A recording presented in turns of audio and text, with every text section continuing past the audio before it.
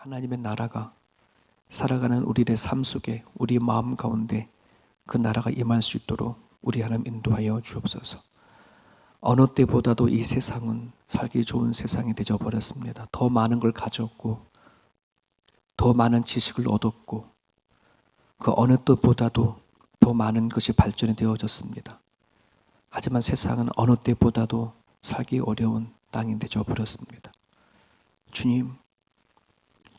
주님께서 이루시고 이끌어 가시는 걸 모른 채 우리들의 힘으로 이 세상을 다스리려고 했던 것들을 용서하여 주시옵소서. 우리가 높아지면 높아질수록, 우리가 아는 것이 많으면 많을수록 세상은 점점 어려워져 가고 있습니다. 힘들어져 가고 있습니다. 고통 속에 있습니다. 세상을 보고 깨닫게 하시고 겸손히 하나님을 바라보는 이 땅에 되어줄 수 있도록 도와주시옵소서. 선교사님들을 기억하여 주십시오. 주님의 부름을 받아 복음을 들고 땅 끝까지 간 그들의 사역 가운데 하나님 함께해 주시고 그들의 모습을 통하여 또는 우리가 서 있는 자리를 살필 수 있도록 인도하여 주셔서 우리 또한 살아가는 삶의 그 자리에 예수 그리스도의 증인자로서 하나님을 전하는 자로서 그렇게 살아가는 우리 모두가 되게 하여 주시옵소서. 내가 만난 하나님 전하며 살아갈 수 있도록 아버지께서 인도하여 주옵소서. 오늘도 우리에게 주어진 삶을 살아갈 때에 살아가는 삶의 현장들마다 주의 이름 드러나기를 소망하며 예수님의 이름으로 기도합니다. 아멘. 마태복음 21장입니다. 마태복음 21장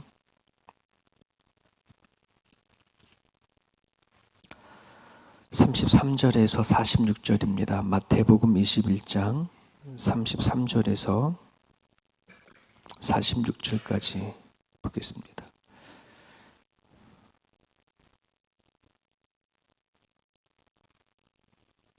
포도원 농부 비유라고 되어져 있습니다. 마가복음, 누가복음 다 나오는 그런 메시지입니다. 33절부터 마지막 절까지 같이 읽습니다. 다른 한 비유를 들으라. 한 집 주인이 포도원을 만들어 산 울타리로 두르고 거기에 줍자는 틀을 만들고 망대를 짓고 농부들에게 세를 주고 타국에 갔더니 열매 거둘 때가 가까움에 그 열매를 받으려고 자기 종들을 농부들에게 보내니 농부들이 종들을 잡아 하나는 심히 때리고 하나는 돌로 쳤거늘 다시 다른 종들을 처음보다 많이 보내니 그들에게도 그렇게 하였는지라. 후에 자기의 아들을 보내며 이르되 그들이 내 아들은 존대하리라 하였더니 농부들이 그 아들을 보고 서로 말하되 이는 상속자니 자 죽이고 그의 유산을 차지하자 하고 이에 잡아 포도원의 밖에 내쫓아 죽였느니라. 그러므로 포도원 주인이 올 때에 그 농부들을 어떻게 하겠느냐. 그들이 말하되 그 악한 자들을 진멸하고 포도원은 제때에 열매를 바칠 만한 다른 농부들에게 새로 줄지니이다. 예수께서 이르시되 너희가 성경에 건축자들이 버린 돌이 모퉁이의 머릿돌이 되었나니 이것은 주로 말미암아 된 것이요 우리 눈에 기이하도다 함을 읽어본 일이 없느냐. 그러므로 내가 너희에게 이르노니 하나님의 나라를 너희는 빼앗기고 그 나라의 열매 맺는 백성이 받으리라. 이 돌 위에 떨어지는 자는 깨지겠고 이 돌이 사람 위에 떨어지면 그를 가루로 만들어 흩으리라 하시니 대제사장들과 바리새인들이 예수의 비유를 듣고 자기들을 가리켜 말씀하심인 줄을 알고 잡고자 하나 무리를 모아서 하니 이는 그들이 예수를 선지자로 알미었더라. 아멘. 아멘. 45절에 대제사장들과 바리새인들이 예수의 비유를 듣고 자기들을 가리켜 말씀하심인 줄을 알고 이렇게 되어 있죠. 똑똑한 사람들이에요. 하나님의 말씀을 잘 알고 있는 사람이고 상황 파악을 아는 거고요. 예수님이 어떤 분이신지도 그들은 얼핏 알고 있는 거예요. 그럼에도 불구하고 아는 것과 그들이 자기들이 살아갈 때 있는 그 입지가 흔들리는 것은 또 다른 모양인 거거든요. 인간 마음속에 탐욕이 들어가고 욕심이 들어가게 되어져 버리면 우리가 믿는 그 믿음이 얼마나 힘이 없는지를 알게 되어주는 거예요. 그래서 참 무서워요. 어저께 청년들과 교제를 나누면서 청년이 그러더라고요. 목사님, 요즘에 방송으로 보게 되어지면 참 대형교회 목사님들이 참 많이 알게 모르게 성경적으로 많이 옳지 못한 일들을 행하는데 참 신기합니다. 놀랍습니다. 우리보다 더 많이 기도하잖아요. 우리보다 더 많이 알잖아요. 근데 어떻게 그렇게 할까요? 저도 궁금합니다. 라고 말했는데, 선줄로 생각하느냐 넘어질까 조심해라. 여러분 목사라도 하더라도 우리 모두가 하더라도 매일같이 하나님을 그때그때 찾고 기도하지 않으면 나는 기도하는데 도가 텄어. 너 성경을 난 다 알아. 정말 겸손한 마음으로 늘 기도하거나 하나님의 말씀을 붙잡지 않으면은 얼마든지 목사든 목사 할아버지든 얼마든지 뭐 할 수 있어요? 그 자리에 서서도 넘어질 수 있는 거예요. 탐욕에 무너지는 거고 간음에 무너지는 거고 그런 부분들 안에서 참 우리들은 하루하루를 거의 영적 싸움이라고 생각을 하고 살아가야 될 거로 생각이 되어집니다. 모든 사람들이 다 유혹을 당하고 있습니다. 시험을 받습니다. 죽을 때까지. 그래서 우리가 주기도 안에 그러하지 않습니까? 시험에 들지 않게 도와달라고. 여러분 33절이 비유를 너무 잘 압니다. 포도 농부의 비유입니다. 포도원 주인은 하나님입니다. 그리고 포도원은 하나님께서 만드시는 하나님의 나라고 농부는 이스라엘의 종교 지도자들입니다. 그리고 여기서 나오는 종들은 선지자들입니다. 주인이 보낸 선지자들. 그리고 아들은 물론 예수 그리스도이겠죠. 자, 먼저 하나님의 포도원이 만들 때에 산 울타리를 두르고 줍지 않은 틀을 만들고 망대를 지었다. 이 원문을 보게 되어지면 하나님의 포도원을 만들 때 정성껏 만들었다는 겁니다. 좋은 씨앗을 최고의 상품의 씨앗을 심었고 그리고 그것을 빼앗아가지 못하도록 튼튼한 울타리를 치고 그 열매를 맺으면 얼마든지 누구라도 가져갈 수 있고 먹을 수 있게끔 풍족한 그런 포도원으로 만들었음을 얘기합니다. 이걸 영적으로 말하면 하나님의 나라를 그렇게 풍요롭게 만드셨다는 것입니다. 물론 죽어서 가는 하나님 나라 얘기하는 게 아니라 이 땅에 임한 하나님 나라입니다. 우리가 주기도할 때에 하늘의 뜻이 이 땅에 이루어지기를 원합니다 할 때 하나님의 나라가 이 땅에 임하지기를 바라는 것처럼 예수님께서 이 땅에 오셔서 회개해라 천국에 가까웠다라고 말씀하실 때에 하나님의 나라를 이야기하는 것처럼 오늘 우리가 살아가고 있는 이 세상 안에도 하나님의 나라가 선포되어졌습니다. 예수와 함께 우리 마음 가운데 하나님의 나라가 임했습니다. 부족함 없도록. 그러니 여러분 예수를 믿는 우리 모든 세움교회 성도 여러분들은 내 안에 예수를 믿고 살아가는 풍성함을 누렸으면 좋겠습니다. 예수님의 사랑이 얼마나 큰지, 예수님의 은혜가 얼마나 놀라운지, 주님의 통치가 얼마나 귀한 것인지, 나를 자유케 하시는 것인지 맛을 보아야 됩니다. 진리를 알지니 진리가 너희를 자유케 한다고 하는데 나는 과연 예수 안에 진정한 자유를 누리고 살아가는가? 돈에 대한 자유가 있는가? 건강에 대한 자유가 있는가? 사람들과 매이는 관계 속에 진정한 자유가 있는가? 누구를 만나도 편안한가? 어떤 일이 있어도 나는 자유하는가? 이게 예수 믿는 하나님의 나라를 경험하는 사람들입니다. 자, 그런 하나님 나라를 누구한테 맡겼냐면 이스라엘 지도자, 농부 어느 누구보다도 먼저 맡겼습니다. 자, 그러면서 오늘 본문에 보면 그 농부들에게 맡기면서 세를 주고 맡겼다라고 말을 합니다. 세금을 내게끔 했습니다. 그 세금이 뭘까? 하나님 나라를 경작하고 거기에 나오는 것을 누리는 것에 대한 대가를 지불하는 거겠죠. 오늘 이것을 우리에게 적용해 버리면 뭐냐면 구원받고 보훈을 받고 복음을 우리가 들었고 하나님의 나라를 경험하고 살아가는 사람들이 내야 할 세가 있습니다. 그 세가 뭘까요? 하나님을 찬양하는 거예요. 하나님께 감사하는 거예요. 이게 하나님이 받고자 원하는 세예요. 월세와 같은 거예요. 하나님을 은혜 속에서 살아가고 있음에도 불구하고 하나님 베푸신 은혜가 뭔지 알고 있음에도 불구하고 그것을 드리지 못하는 사람들을 감사치도 아니하고 찬양하지도 않고 영광을 돌리지 않는다면 둘 중에 하나입니다.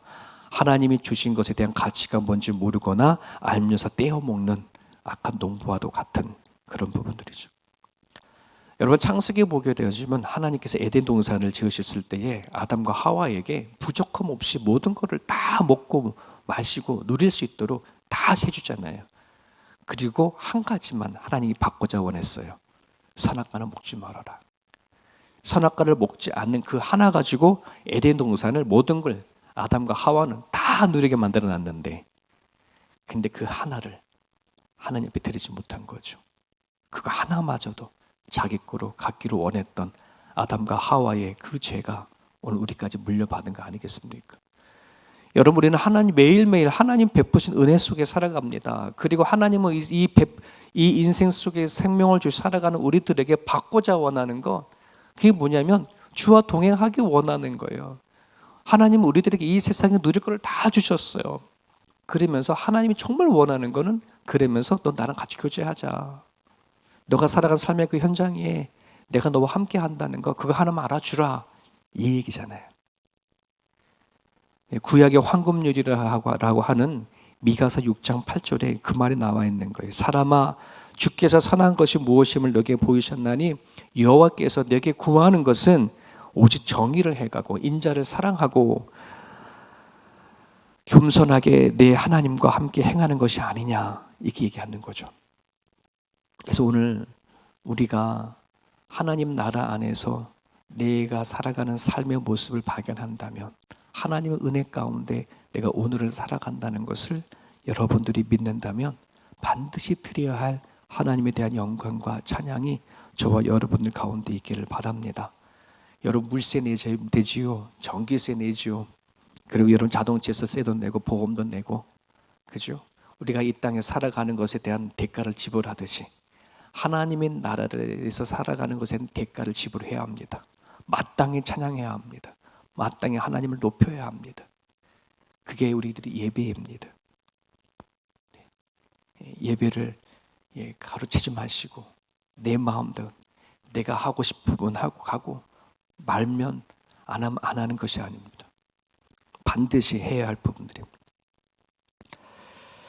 자, 농부들에게 포도원을 맡기고 떠난 주인이 농부들에게 세를 받기 위해서 종을 보냈답니다. 선지자를 보냈다는 거죠.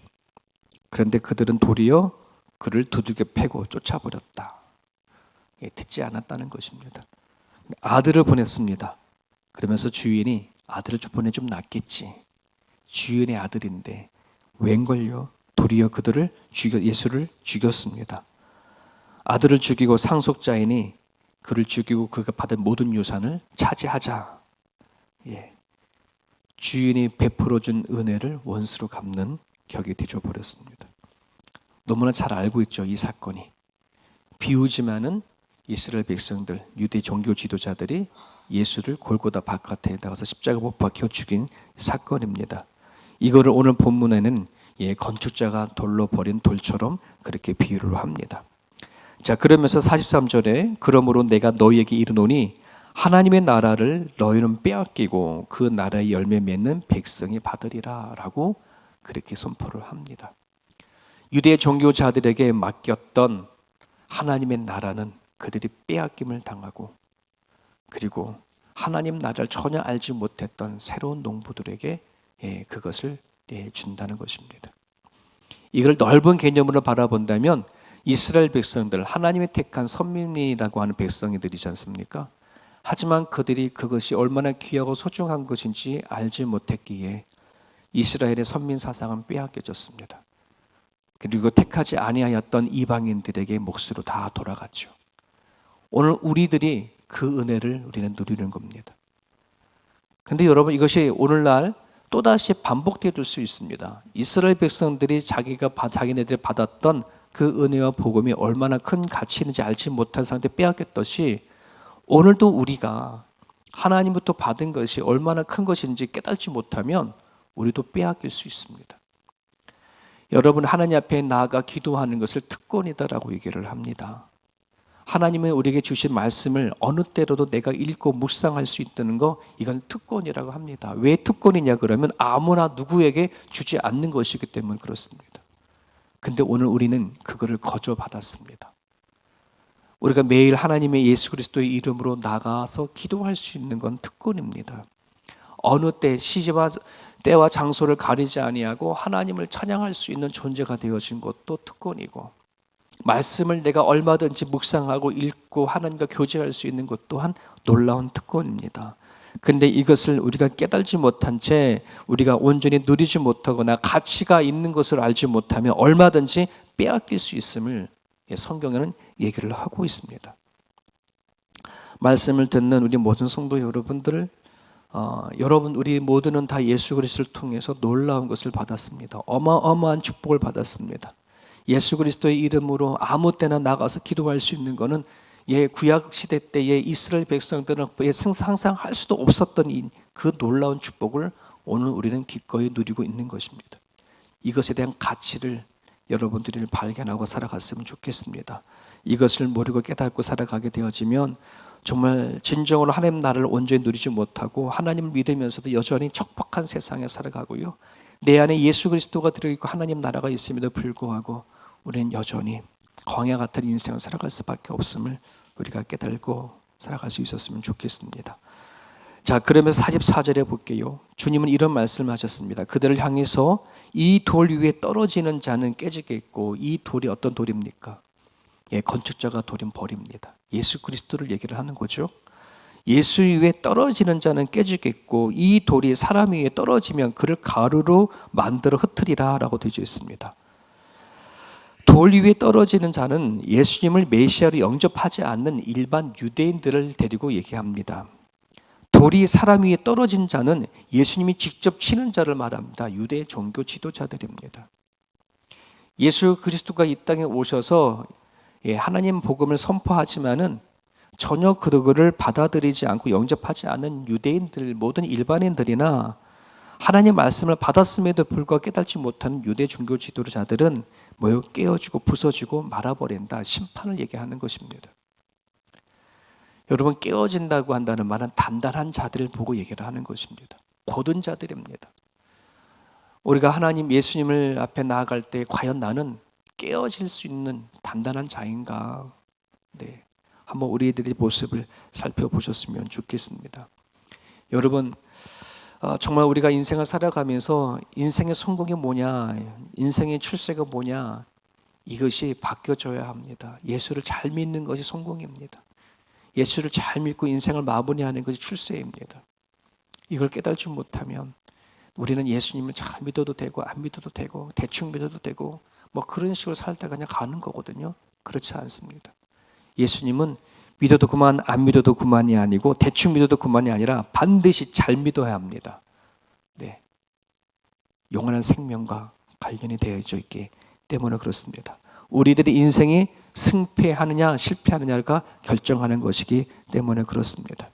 오늘 우리 속에 있는 예수님을 통해서 예수님 안에서 내가 깨어지고 부서질 때에 정말 그건 난 단단한 고집이고 아집이 있는 부분들인데 그것이 다 해결이 되어져 버리고 하나님 앞에 겸손하게 단단한 마음에 부드러운 마음으로 온유한 마음으로 겸손한 마음으로 주님 안에 살아갈 수 있는 저와 여러분의 모습이 되었으면 좋겠습니다. 주님과의 관계가 깊은 관계 속에서 서로 세워져 갈 수 있었으면 좋겠습니다. 주님과 서로 부딪히는 관계가 아니라 서로 사랑하는 관계로 그렇게 살아갔으면 좋겠습니다. 오늘 주신 말씀 붙잡고 이 아침에 여러분 기도해 주셔서 오늘 우리가 예수님 이름으로 기도하는 이 자리가 얼마나 귀하고 축복받은 자리인지를 깨달으시고 오늘도 여러분들이 마음속에 임한 하나님의 나라가 풍성하게 임할 수 있게 달라고 이 아침에 기도하시면서 하루를 살길 바랍니다.